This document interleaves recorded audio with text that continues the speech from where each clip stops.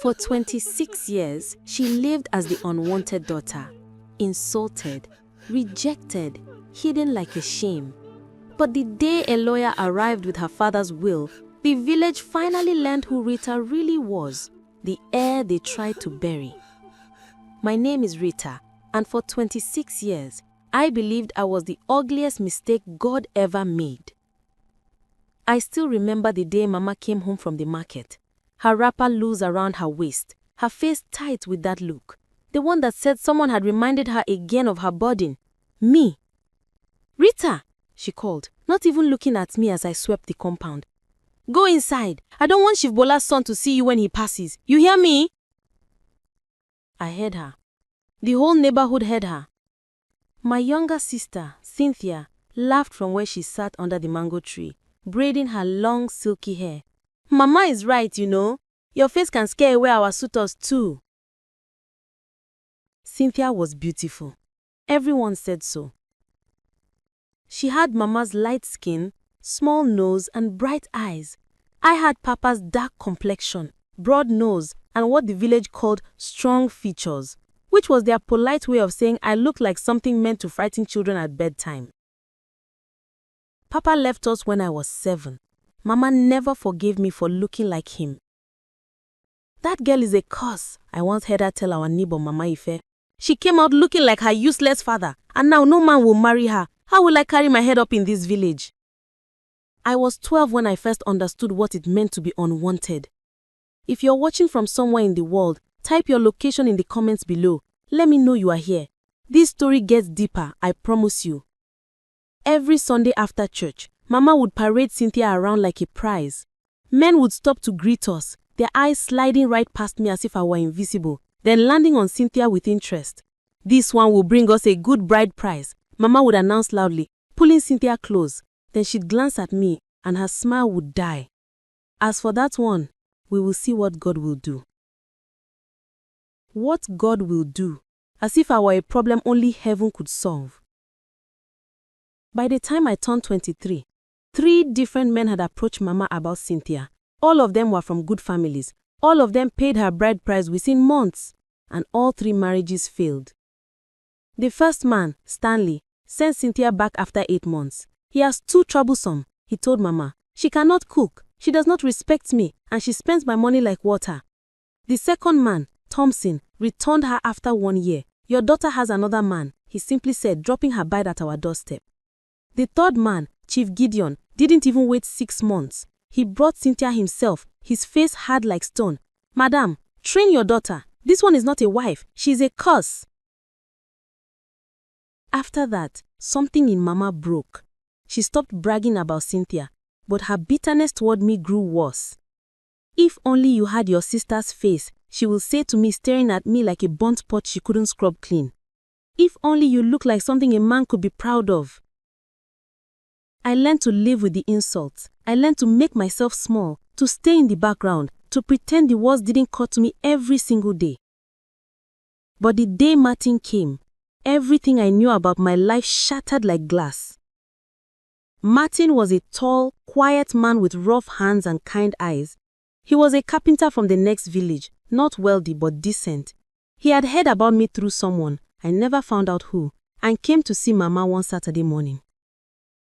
I was washing clothes by the well when he arrived, so I didn't see him at first, but I heard Mama's voice, rising, sharp and panicked. "Are you sure? You want that one, not Cynthia?" My hands froze in the soapy water. "Yes, Ma," he said calmly. "I want to marry Rita." I couldn't breathe. No man had ever said my name like that, like I was worth something. Mama called me inside. Her face was twisted in confusion, like she couldn't understand what was happening. "This man says he wants to marry you." I looked at Martin. He smiled at me, a small, nervous smile. "Why?" I whispered. "Because," he said, "I have been watching you, at the market, at church. You are kind, you work hard, you help people who cannot pay you. That is the kind of woman I want." For the first time in my life, I felt like I was seen. Mama didn't waste time. "The bride price is 50,000 naira, she said quickly, as if he'd be afraid he'd change his mind. Martin nodded. I will bring it next week. And he did. The wedding was small. Mama didn't invite many people. She was ashamed, I think, that her ugly daughter was getting married before Cynthia could remarry. But I didn't care. I was happy. Martin was good to me. He called me beautiful. He held my hand in public. For the first time, I felt like I mattered. We moved into his small house in his village, and I thought my suffering was over. Then, 3 months after our wedding, the letter came. It was delivered by a man in a black suit, riding a clean motorcycle. He asked for me by name. Rita Okoye, he read from a paper. Yes, I answered, my heart pounding. Nobody ever looked for me. Nobody sent me letters. He handed me a brown envelope sealed with wax. This is from Chief Donatos' office in Lagos. It concerns your inheritance. I stared at him. Inheritance? Martin came outside confused. What is this about? The man adjusted his glasses. Chief Donatos passed away 4 months ago. Before he died, he left specific instructions that his daughter, Rita, should receive her portion of his estate. My knees went weak. Chief Donatos, I whispered. But he's not my father. My father was... Your father, the man interrupted gently, was Chief Donatos Okoye. He registered you at birth. His will is clear. Martin caught me as I stumbled. Mama had lied to me my whole life. Papa, Chief Donatos, hadn't abandoned us. He had been a chief, a wealthy man, and he had left me something. The lawyer opened the envelope and began reading. To my daughter Rita, I leave the 3-story building on Allen Avenue, Lagos, currently generating 2 million naira monthly in rent. I also leave her my 40% shares in Donatos Holdings and my land in Lekki valued at 80 million naira. The world spun around me. I wasn't the unwanted one. I was the heir. Don't go anywhere. If you're loving this story, hit that subscribe button now, because what happens next will leave you speechless. For 2 weeks, I couldn't speak. Martin held me every night as I cried, not from sadness, but from anger, from betrayal, from the weight of 26 years of lies. Mama had known. She had always known. Chief Donatos, my real father, had sent money for me. The lawyer confirmed it. Every month for years, he sent money for my upkeep, my school fees, my future. Mama collected it all and used it on herself and Cynthia. She told me Papa was a useless man who ran away. She told the village I was cursed. But the truth, I was the daughter of a chief. I was never ugly, never unwanted. Mama had hidden me because she was jealous, because I looked like him, because she wanted to punish him through me. What will you do? Martin asked me one evening as we sat in the small parlor. I looked at the papers scattered across the table, the property documents, the land titles, the bank statements. I was one, overnight, a millionaire. But I wasn't thinking about the money. I was thinking about Mama, about Cynthia, about every single person in that village that mocked me, rejected me, treated me like dirt beneath my feet. I'm going back, I said. Martin looked worried. Rita, I have to, I said firmly, not for revenge, but because they need to see the truth. 3 weeks later, we drove into my village in a black SUV. The lawyer had arranged everything. A driver, a banker, and a representative from the real estate company managing my properties. The entire village came out to see. Mama was sitting under the mango tree when we arrived. Cynthia was beside her, plaiting someone's hair for money. They both froze when they saw me step out of the car. I was wearing a simple but elegant dress. My hair was neatly braided. I wasn't trying to prove anything. I didn't need to. Rita, Mama's voice cracked. What is this? I didn't answer her. Instead, I turned to the lawyer. Please. He stepped forward and addressed the growing crowd. Good afternoon. I am Barrister Lawrence from Chief Donatos Okoye's estate office in Lagos. I am here to formally announce that Mrs. Rita Martin, daughter of the late Chief Donatos Okoye, has inherited properties and shares worth over 150 million naira. The crowd gasped. Mama's face went white. Cynthia stood up slowly, her mouth open. "This cannot be true," Mama whispered. "Rita is. She's nobody. She is the legitimate daughter of Chief Donatus Okoye. Her birth was registered. Her inheritance is legally documented. And for 26 years, Chief Donatus sent money for her care, money which, according to our records, was received by you." Mama's legs buckled. She grabbed a tree to steady herself.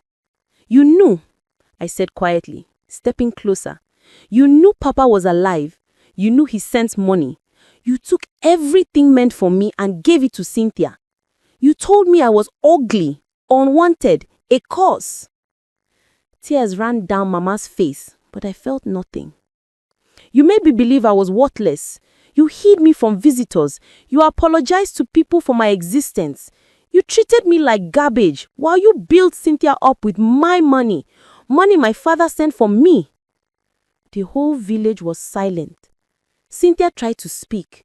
"Rita, I didn't know." "You didn't care. You enjoyed it. Every time Mama praised you and insulted me, you laughed. You never once defended me." She looked down, ashamed. I turned back to Mama. "I came here to tell you this. I forgive you. Not because you deserve it, but because I refuse to carry your bitterness anymore. You stole my childhood, my father's love, my dignity, but you can't steal my future." Mama collapsed to her knees, sobbing. "I'm sorry. I'm so sorry. I was angry at your father. I didn't mean—" "You meant every word, every insult, every rejection. You meant it all." I walked back to the car. Martin was waiting, his hand outstretched. As we drove away, I looked back one last time. Mama was still on her knees, surrounded by neighbors who were whispering, shaking their heads. Cynthia stood alone under the mango tree, watching me leave. And for the first time in my life, I felt free. 2 months passed. Martin and I moved to Lagos. We bought a beautiful house in Lekki, modest but comfortable. I didn't want to live like a show-off. I just wanted peace. I used part of my inheritance to start a foundation for young girls who were bullied or rejected because of how they looked. I called it the Rita Foundation. Every week, I visited schools and communities, speaking to girls who felt invisible, unloved, unwanted. I told them my story, and I told them the truth. Your worth is not in your face, it's in your heart. The foundation grew fast. People donated, volunteers joined, we gave scholarships, paid school fees, and provided counseling. I was finally doing something that mattered. But Mama and Cynthia, their lives fell apart. The village turned on them. People who once admired Mama now whispered behind her back. She stole from her own child, they said. She's wicked. No one wanted to associate with her anymore. Her small provision shop lost customers. People stopped greeting her at church. Cynthia couldn't find anyone to marry her. Word had spread about how she treated me, how she mocked me, how she enjoyed my suffering. Men avoided her like a plague. She tried to reach me. She sent messages through mutual friends, begging to talk. I ignored them all. Then one day, she showed up at my office in Lagos. My secretary buzzed me. "Ma, there's a woman here. She says she's your sister." I hesitated. Then I said, "Let her in." Cynthia walked into my office, looking thin and tired. Her beauty was still there, but it was fading. Weighed down by bitterness and regret, she stood in front of my desk, wringing her hands. "Rita," she whispered, "please, I need your help." I leaned back in my chair. "Help with what?" "Mama is sick," she said, tears filling her eyes. "She has high blood pressure. The hospital bills, we can't afford them. I've tried everything. I'm begging you." I felt a pang in my chest. Not for Mama, but for the little girl I used to be. The one that would have done anything to make Mama proud. "Where is your bride price money?" I asked. She flinched. I spent it. All 3 times. And the money Mama took from Papa, the money meant for me. She face crumpled. "I didn't know, Rita. I swear I didn't know it was your money. If I had known." "You would have done the same thing because you didn't see me as your sister. You saw me as competition, as something beneath you." She sobbed. "I'm sorry. I'm so sorry." I stood up and walked to the window. Outside, Lagos was buzzing, cars honking, people moving, life happening. "I will pay Mama's hospital bills," I said finally. "You will?" She gasped. I turned to face her. "But Cynthia, this is the last time. I don't owe you anything. Not my money, not my forgiveness, not my time. After today, don't contact me again." She nodded quickly, wiping her tears. Thank you, Rita." She left my office and I sat down, feeling strangely empty. Martin came in later that evening. He'd heard everything from my secretary. "You did a good thing," he said, sitting beside me. "Did I? Or did I just let them off too easy?" He took my hand. "You let yourself off. That's what matters." And maybe he was right. 1 year later, I stood in front of 500 women at a conference hall in Abuja. The theme of the event was From Pain to Purpose. I was the keynote speaker. As I looked at the faces, young women, old women, women scarred by life, women hungry for hope, I felt something shift inside me. My name is Rita, and for most of my life, I believed I was too ugly to be loved. The room went silent. I told them everything. Mama's insults, Cynthia's laughter, the village's rejection, the years of being invisible. And then I told them about the inheritance, about the truth, about how the very people who called me worthless had been living off my father's wealth all along. When I finished, there wasn't a dry eye in the room. "I'm not telling you this story for pity," I said. "I'm telling you because someone here needs to hear it. Someone here has been told they are not enough, that they are too dark, too fat, too poor, too broken." I paused, letting the words settle. But here's what I learned. People's opinions of you are not facts. They are reflections of their own pain, their own insecurity, their own evil. The moment you stop giving them power over your identity, you become unstoppable. The applause was deafening. After the event, a young girl approached me. She couldn't have been more than 16. Her eyes were swollen from crying. "Thank you," she whispered. "My mother says I'm ugly too, but after hearing you, I think maybe I'm not." I pulled her into a hug. "You're not," I whispered back. "You're beautiful, and one day you'll see it too." As I watched her walk away, I realized something. My pain had become my power. My rejection had become my message. And my story, this story, was helping others rewrite theirs. Mama never fully recovered. She lived, but something in her died the day the village turned on her. She stayed in the house, rarely going out, avoided by the same people who once envied her. Cynthia eventually moved to another state. I heard she got married to a taxi driver, a humble man. I hoped for her sake that she had finally learned humility. As for me, I am no longer the girl who believed she was too ugly for marriage. I am Rita Martin, businesswoman, philanthropist, advocate, wife to a man who saw my worth when no one else did. And most importantly, I am free. If this story touched you, do me a favor. Drop a comment below and tell me what you learned. Share this story with someone who needs to hear it. And don't forget to subscribe to this channel for more powerful African folk tales.